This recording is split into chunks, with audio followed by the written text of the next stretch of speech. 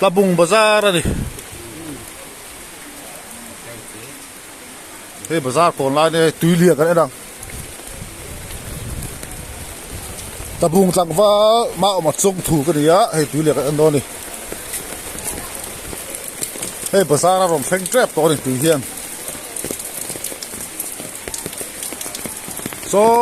la in liam pui so indoor stadium ani ya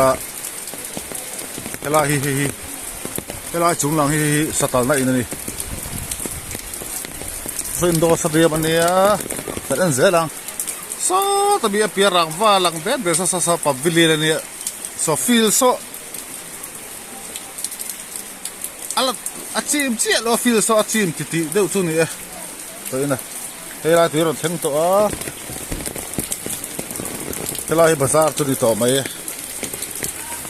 tu hi ro hi su ringa tu lian hela kal zel boka